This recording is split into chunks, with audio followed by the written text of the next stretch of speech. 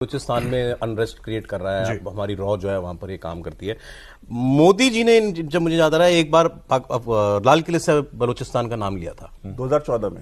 इससे पहले तक हमने कभी नहीं सुना था इंडिया में बलूचिस्तान या भारत सरकार की तरफ से कभी किसी ने बलूचों की बात की हो। नहीं, मनमोहन सिंह ने शर्म एल शेख में जो बयान दिया समस्या तो वहां से शुरू हुई। उन्होंने कहा हमारे भी लोग जो है बलूचिस्तान में गड़बड़ कर रहे हैं। हाँ, मनमोहन सिंह मान आए थे ना। हाँ।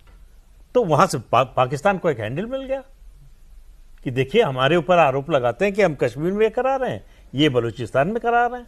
गजब। तो उससे बड़ा फॉरेन पॉलिसी का गुफअप मुझे नहीं लगता कि आजादी के बाद से कोई दूसरा हुआ। Blunder sir, blunder. हाँ, ठीक से शब्द इस्तेमाल किया आपने। तो उसके बाद आपके पास बोलने के लिए कुछ नहीं बचा। दूसरा दो लोग हुए। एक जो है गुजराल साहब जब हमारे प्राइम मिनिस्टर बने तो उन्होंने रॉ के जितने एजेंट्स थे, जितने हमारे एसेट्स थे, उन सब का पता पाकिस्तानियों को दे दिया। सब के सब मारे गए। प्रिंट करके पेपर पे लिस्ट शेयर की। ये है इसका असली नाम, ये है, ये यहां रहता है, जाओ हेलो बोल दो उसको। वो पाकिस्तान में रहता, मतलब जो काम कर रहा था हमारा। जी। पाकिस्तान, बलूचिस्तान, मतलब पूरे पाकिस्तान में। बलूचिस्तान तो पाकिस्तान में ही है वो। उसके अलावा हामिद अंसारी, जो वीपी थे हमारे, हाँ, जब एम्बेसडर थे ईरान के, तो ईरान में जितने एसेट्स थे उनकी सूचना दे दी ईरान को। सब के सब। किस लिए? अब आप अंदाजा लगा लीजिए किस लिए। अपने लोगों का डेथ वारंट साइन कर दिया। देखिए वो आपके लोग हो सकते हैं। सॉरी, नहीं, प्लीज आफ्टर प्लीज। आपको ऐसा लग सकता है कि वो आपके अपने लोग हैं बिकॉज आपके अंदर एक सेंस ऑफ बिलोंगिंग है उस इंस्टीट्यूशन से, इस देश से। अगर किसी की सेंस ऑफ बिलोंगिंग है ही नहीं तो वो उनके लोग कैसे हो गए? उनके लोग, अगर मैं ये मानता हूं कि मैं पर्शियन हूं, मेरा डीएनए पर्शियन है, मैं ये मानता हूं कि मैं सेंट्रल एशियन हूं, मैं उज़्बेक हूं। आपके यहाँ दिल्ली में भी तो एक इमाम है ना जो अपने सरनेम बुखारी लगाते हैं। ठीक है, बुखारा तो वहां है, उज़्बेकिस्तान में। ठीक है, तो उनकी सेंस ऑफ बिलोंगिंग यहां से कैसे होगी? अरे तो भारत का प्रधानमंत्री कैसे कर सकता है ये काम? भारत के प्रधानमंत्री ने किया है। आए कहां से थे नहीं वो? सकता। और बहुत कुछ और भी करा है। जियाउल हक से बात करते करते न्यूक्लियर टेस्ट्स के बारे में बात हुई है। वो तो मुरारजी ने। ऐसी बात नहीं कि नहीं हुआ है, बहुत कुछ डैमेज हुआ। और आज तक कहूटा का नाम उन्होंने न लिया होता जी तो आज पाकिस्तान न्यूक्लियर स्टेट ना होता। देखिए साहब, जब हम बात करते हैं ना, ह्यूमेंट की कहते हैं इसको, HUMINT in army language we call it human, यानी कि human intelligence, electronic intelligence, signal intelligence. Human int जो होता है वो सबसे, जिसको कहते हैं, मुश्किल होता है।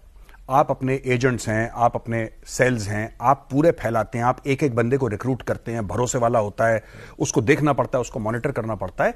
भारत अभी तक रिकवर नहीं कर पाया।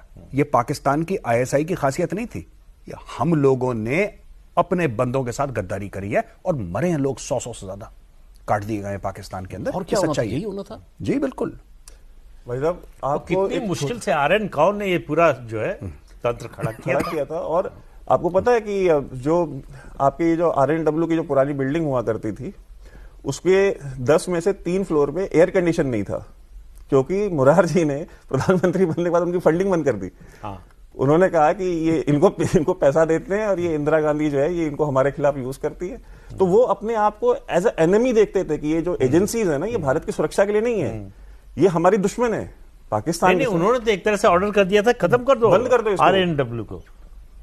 इस तरह के प्रधानमंत्री इस देश में हुए हैं और जिनको समाजवाद का और इस देश की, मतलब क्या कहते हैं, प्राइड का, प्रदीप जी ज्यादा अच्छा बताएंगे कि हम लोग उनको पता नहीं क्या क्या बनाते रहते हैं। हम तो, मुझे तो कोई आश्चर्य नहीं हुआ। अच्छा, वो ये बात ऐसे गई पब्लिक को इन्फॉर्मेशन। नहीं, आप ये समझिए कि भारत के पहले प्रधानमंत्री, ब्रिटिश कमांडर था फौज का भारत का, प्रपोजल लेके गया, ड्राफ्ट पॉलिसी जो है भारत की डिफेंस पॉलिसी क्या होनी चाहिए।